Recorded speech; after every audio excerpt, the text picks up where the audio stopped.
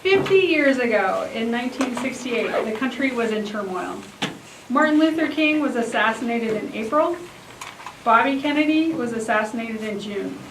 Riots were happening in most of the major cities, and the country was being torn apart by the war in Vietnam. Images of violence and conflict poured out from the television set on a daily basis. What does a 12-year-old boy do in the midst of all of this? In the summer of 1968, one boy would turn to baseball and the most unlikely of heroes. Please help me welcome Todd Shook, who will tell us about the hero of '68.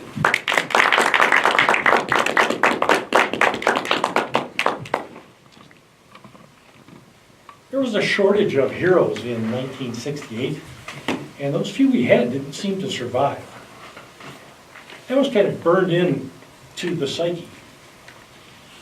My brother Roger was in boot camp that particular summer, and his next stop was Vietnam.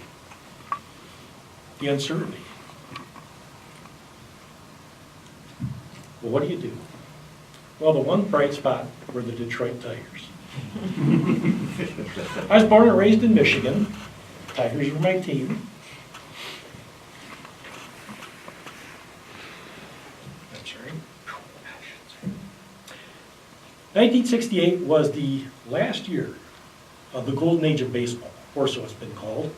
That was before designated hitters. Pitchers had to bat for themselves. That was before the leagues were divided into divisions, before the draft, before agents, before it became a commercial enterprise. Back then it was just baseball.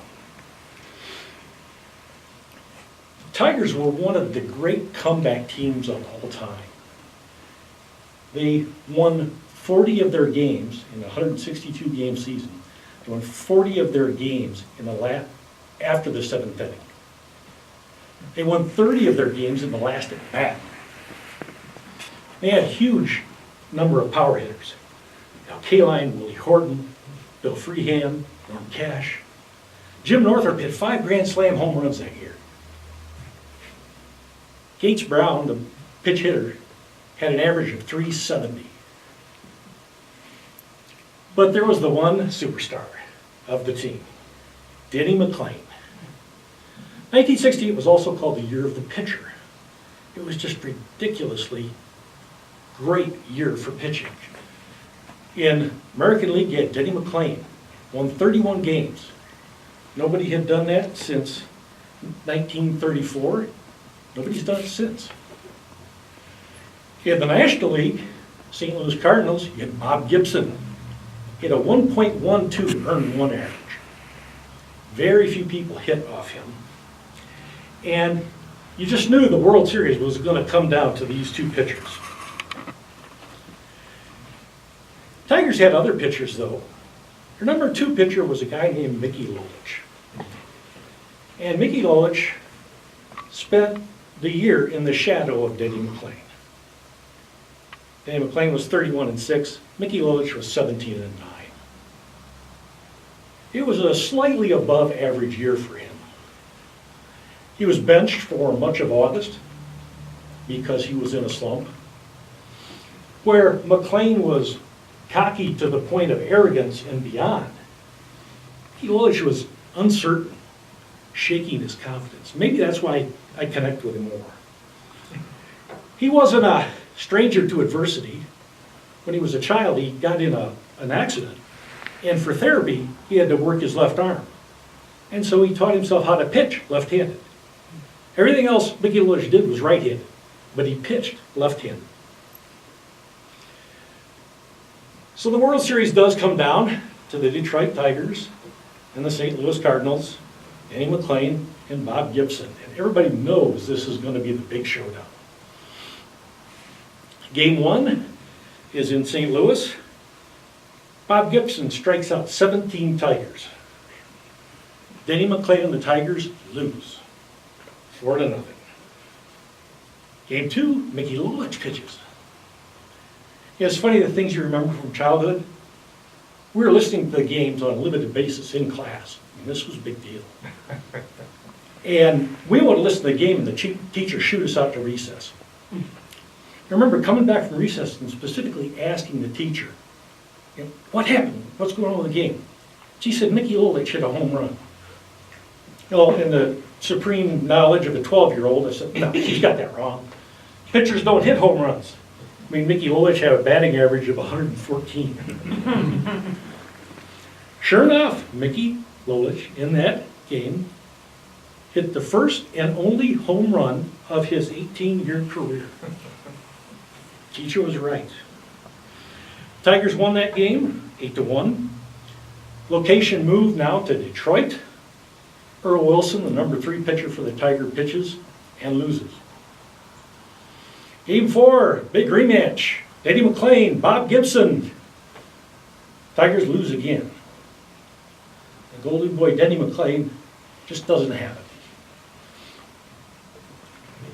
Now we go back, and then game 5, Mickey Lolich pitches, and he wins. Now I go back to St. Louis, and Denny McLean's pitching again. But this time, strangely enough, not against Bob Gibson. And McLean actually wins one. Tigers win 13-1. Jim Northrup hits a grand slam. Now the series is all tied up. Tigers were at a 3-1 deficit. They fought their way back 3-3. Whoever wins this game wins the World Series. And who did the Cardinals put up but Bob Gibson? Premier pitcher, MVP of the National League, Cy Young of the National League. And who has to stop him? Mickey Lolich. Bob Gibson is pitching with 3 days rest. Mickey Lolich is pitching with 2 days rest. Talk about, David and Goliath. Game 7 starts. They hold each other to no hits up till the 7th inning. And then a couple of Tigers get on base, and Jim Northrup triples him home, and Bill Freehan doubles him home. Tigers bring up 3 runs. They each add a run in the 9th inning. Tigers win the World Series. Win the game and the World Series. And Mickey Lolich, not Denny McLean, becomes the most valuable player.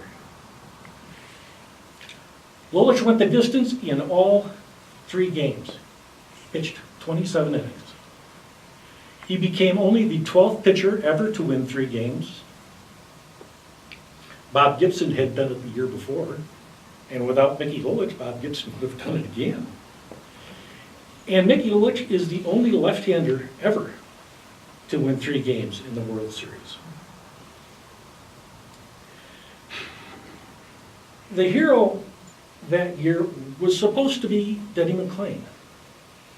31-6, he was the superstar. He was going around the country tooting his own horn and appearing on variety shows. But it ended up being Mickey Lolich.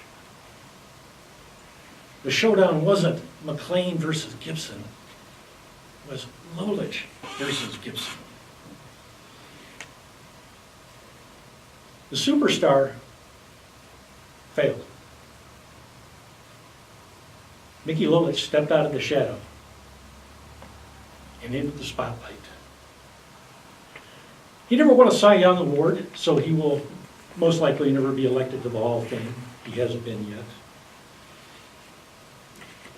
But to me, that makes his accomplishments even more powerful, because he wasn't expected to win.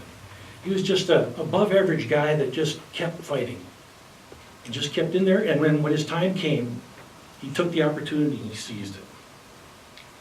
And that's why he inspires me. He's the unexpected hero. He's not the superstar hero.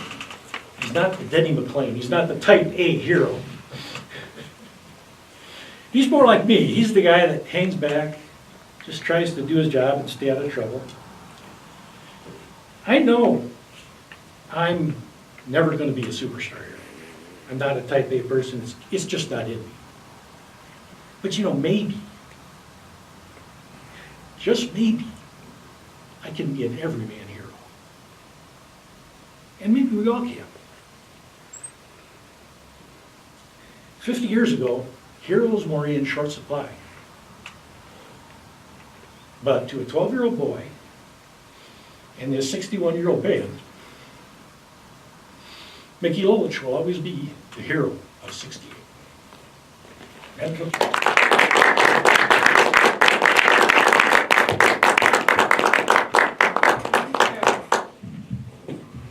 first speeches I've ever given.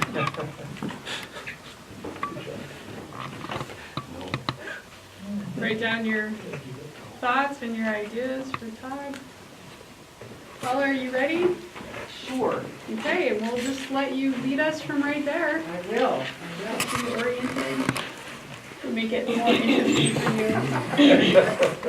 Okay, here I am. All right. All right. Thank you very much, Todd, for that. That was very inspiring. I know nothing about baseball, and I was able to follow along. So I applaud you for making it understandable for those of us who don't understand the game. I felt that it was a well thought out progression through that season and up to this exciting climax. You had lots and lots of statistics in this, and I imagine those are probably hard to keep all straight in your head, and you did have some notes. I would have loved to have seen you be able to kick that podium. Is it a podium or a lectern? It doesn't matter these days. It They're doesn't? interchangeable No, now. they have, yeah, it We doesn't can- matter. Oh, we don't have to care anymore. Collector Okay. number. I do, but Kick it to the side anyway, whatever that thing is, so that it doesn't anchor you to the center of the stage. I would have liked to see you move a little bit more from side to side.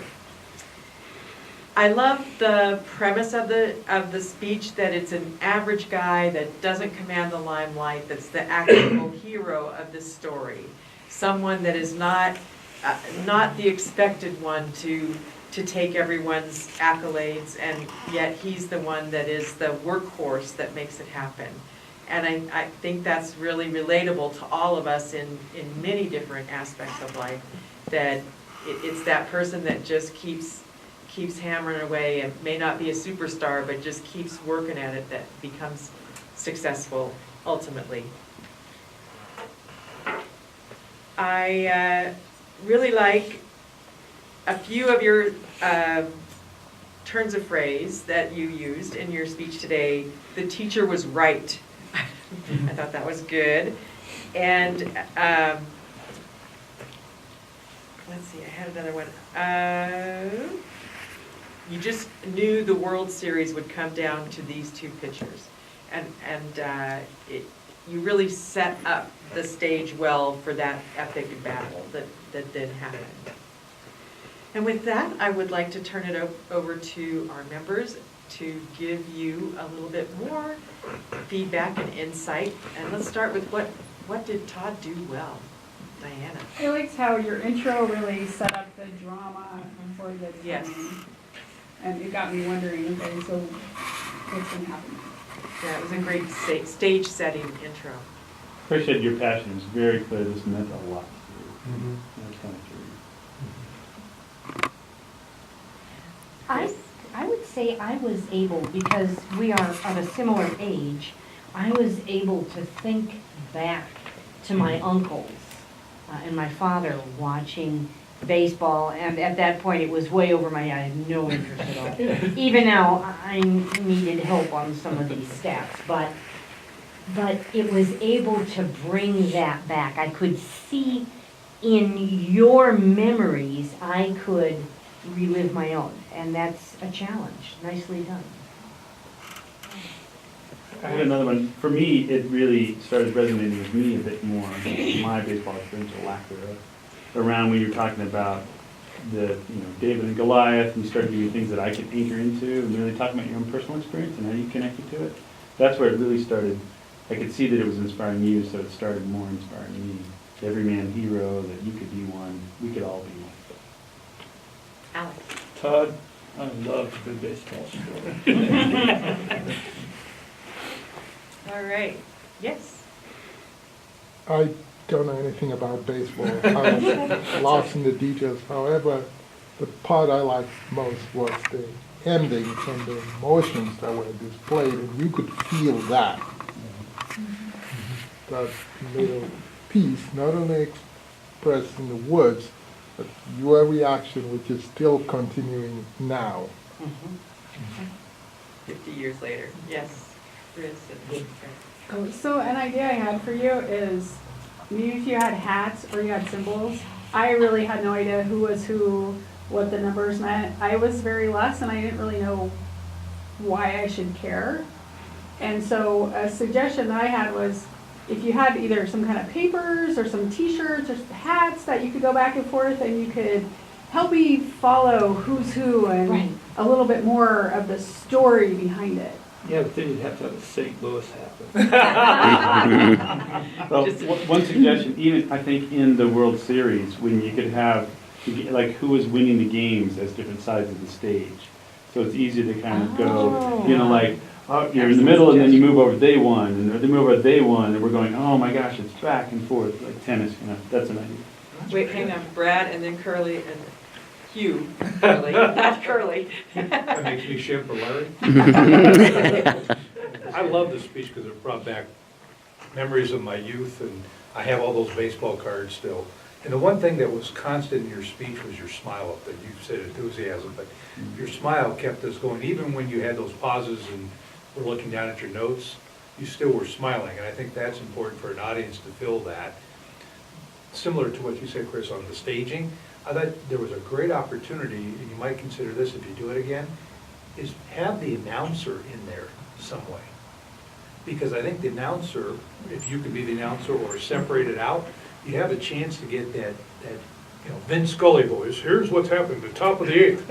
Boom, home run. Vocal variety in the body language. Harry Carey? Yeah, So I think there's a great opportunity there to enhance it that way. But overall, I thought you did well, and I appreciate you reliving my youth. Hugh and then John, and then down and time. Based on what you said, I'd like to go a little bit further. You start off with what you're talking about here, the baseball game and the players and things like that. That's the center. This is the most important part of the stage. And then to help you with the story that you're telling, this was game 1. This is game 2. This is game 3. Game 4, 5, 6, and there is 7, right? And so that would be the 7 games. And then if you did have the hat, T-shirts would be a little bit risky, but to have, who was going to win the game? So as you're talking about game 3, you would put on the winner's hat for that game. And that way you could follow this. And because now what you're doing is focusing on the games, you don't need your notes, because you know that material. So you don't need the notes. Then you finish up here. That was the person that was my hero. He's giving me the red card. So that person was my hero, and back to the point, and how does that apply to all of us? Very good. John, did you have a quick comment? before we- A good way to make it so that it applies for all of us is to put some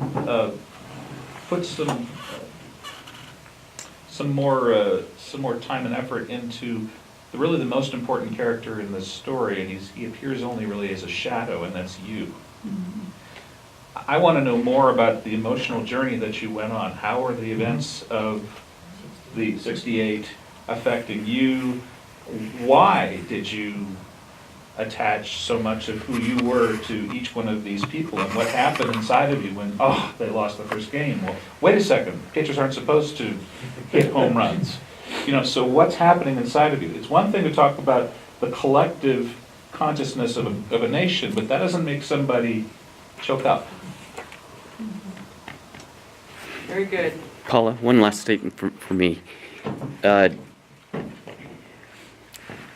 are moments in the speech that I got a little bit confused, but the piece that I kept thinking in terms of how do you connect with all of your audiences? How many people know these names? Some of us here because we're older. However, how do you make that connection to help others make a connection to that?